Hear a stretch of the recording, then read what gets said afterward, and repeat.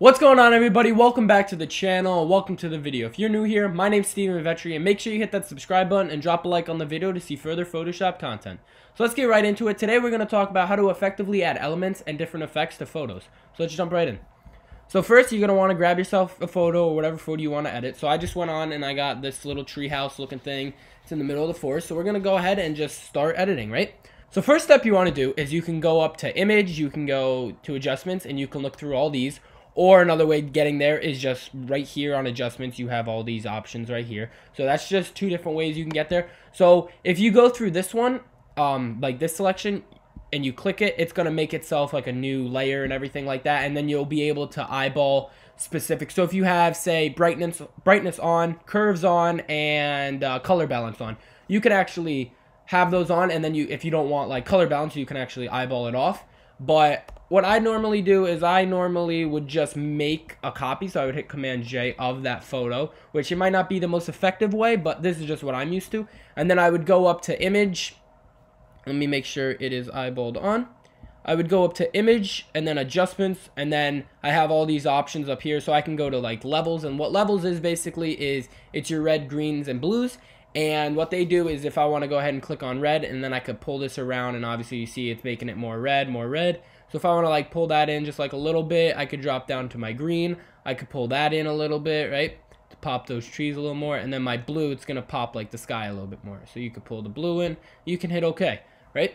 And now if I eyeball this off and I have this on, you can see it's starting to be a little bit different. It got a little bit brighter. So you can see a little difference in it. I can type this as like original, right? So it's starting to see a little difference. So let's go back to that now. Then we can go back up there. We can go over some like curves. Curves is basically going to make it darker, brighter. So we can pull this line around. Obviously up here it's going to be super light. Down here it's going to be super dark. So you can like try to play around, see where you want it exactly, what looks best for you. So usually what I suggest is going below the line a little bit, because if you go anywhere like above, you're just going to get like a white glare everywhere. But if you go a little bit below, it makes your main point of the picture pop a little more. So as you can see, it's making that little treehouse pop a little more. So let's keep it about like right here. This seems good. You can hit OK, or you can go in here. You can do all different things in each one. So let's just hit OK. Now we can go ahead and check that out again. You can see it's starting to pop a little bit more. We can go back. We can go up here, image. We can go to something like hue saturation. Basically what this is it's changing up the colors a little bit. So you can like pull the saturation. Obviously you go all the way, it's going to look insane. You go all the way, it's going to be black and white. But you can like pull it up a little bit to make it pop a little bit more. You can pull it down if you want to make it fade a little bit more. So let's just pull it up to about something like maybe like 8. We could do that. You can also, like what I just did, instead of dragging this, if you want an exact number, you can obviously just type in the box. Your hue is up here. This is going to be your color. So whatever it's basically on, that's what it's going to be. So you can make this look like crazy, this photo, but we don't want to do that. So let me just put it back to 0. And then your lightness is going to make it darker. It's kind of like your curves. You can make it darker, you can make it brighter, whatever you really want. But right now we're sticking good because we have the curves. So let me just hit 0 and we can hit OK on that. So let's go check one more time, see how it's looking. So as you can see, it's definitely popping a little more. The sky and the greens are starting to come out a little bit more than the original. So we can go back up, we can go back to images, we can go to adjustments. There's so many different things. If you want to just basic black and white, now it's black and white. You can play with the colors within here to make it dark and black. So obviously it's black and white. The colors aren't going to do much, but you can go in here, you can play with all these colors, go around whatever you really want to do. So let me actually take this black and white off because I don't want that right now. So you can go right back to image adjustments, and you can go through. You can just literally find whatever there's so many options you could do to help your photo look and pop more. So you can go to something like color balance, and this is just going to give you all different like colors. So if you want to pull this around, you can play with that to make it more green. You can make it more magenta. If you want it to be like a specific color, then you could do that. You can make it more blue. Anything really that you want it to be, you could just make it. You can add shadows on this. You can add highlights, anything really.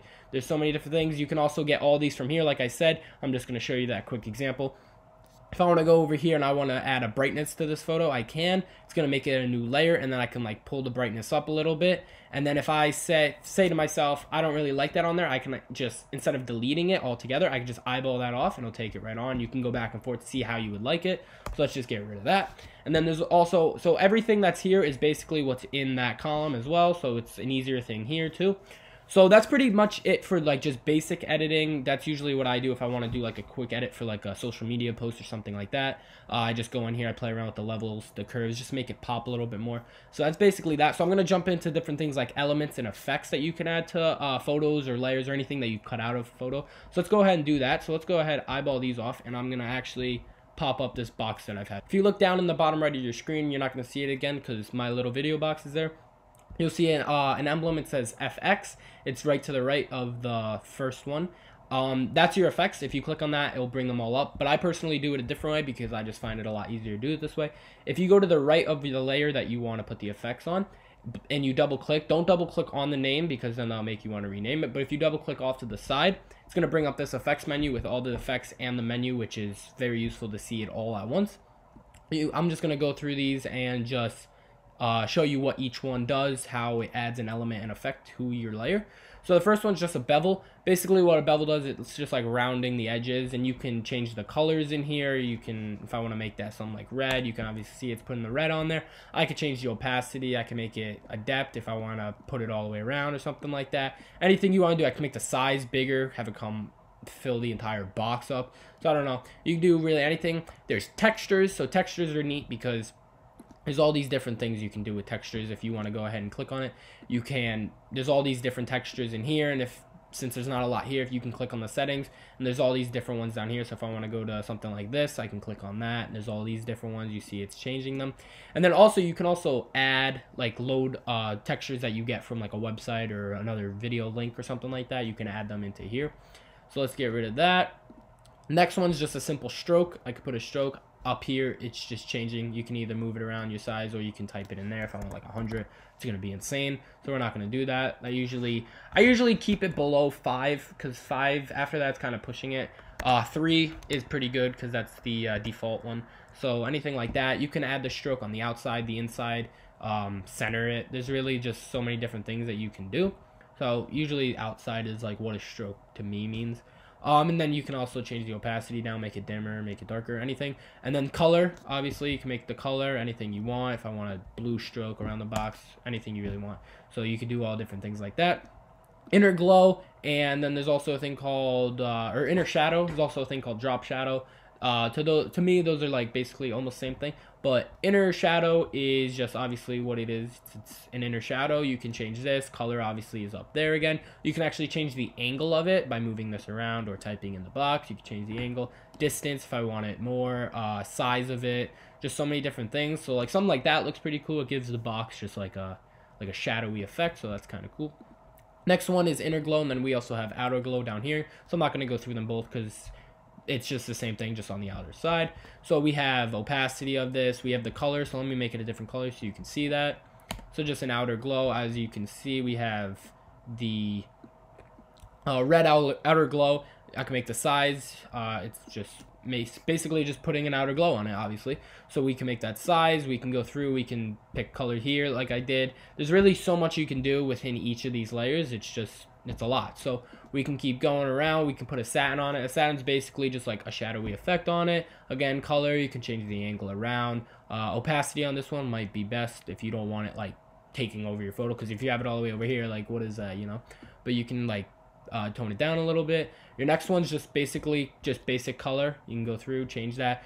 Next one's just basic gradient, and you can actually double click on the gradient, and then you can make, as I showed in my color and gradient video, you can actually make a custom gradient basically. If you want to hold Option or Alt on this, and then you could pull that out. You could double click on these little box and arrows, and then you can like pick a color like that. So now you can see it's going from black to white on here, so that's pretty neat. You can tone it down if you want. There's so many different things you can do. Again, work with the angle, anything you want.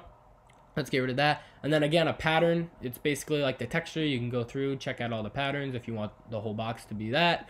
Again, outer glow is just the same thing as inner glow, just on the outer side. And then drop shadow is pretty neat because drop shadow, you can change the angle. So if I want it like below the box but to the right, I could put it there, and then I can put the opacity all the way up, and I can actually move it like farther away so you can see like that's like a drop shadow. And then if I want to turn it down, like that's starting to look like a little bit of a shadow, right? You could put the size up so it's spread more, spread it out more. So many different things you could do. So that's basically it for these effects. You can get to those a couple different ways like I showed you by double clicking, or you can go down here to the FX. and there's also a way to go through the menu up top. So now I'm going to jump into different styles you could do. So it's basically like effects, but it's a little bit different. There's different things you can do with that. So first off, if you actually want to get rid, so if you have these effects, if I have like 3 effects on here and I want to get rid of them, I can either just drag it, right? I can just drag it down to the garbage and then boom, it's gone. Or you can just eyeball it off. Either or works really. It doesn't really matter what you do.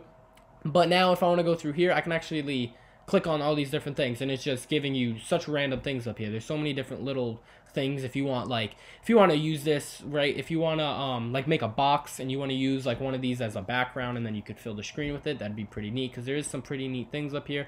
You can work with all these. Like that looks pretty cool. Like it looks like a logo sort of type box type thing. There's all these different things you can work with and just go through. So it's basically up to your preference. And then if you don't want any of that, you can go to the first thing and turn it off. So again, that's basically up to your preference. You have colors you can work with up here, all these different effects elements that you could throw on your photos, your layers or cut out photos, just to make them pop more and add that extra step. Alright guys, I'm going to wrap the video up there. Thank you so much again for watching. Make sure you hit that subscribe button and drop a like on the video, and even leave a comment on what you would like to see next in Photoshop. So thank you so much again for watching. Peace guys.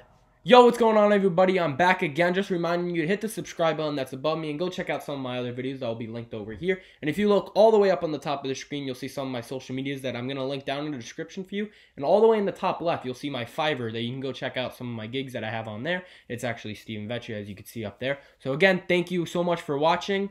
Peace.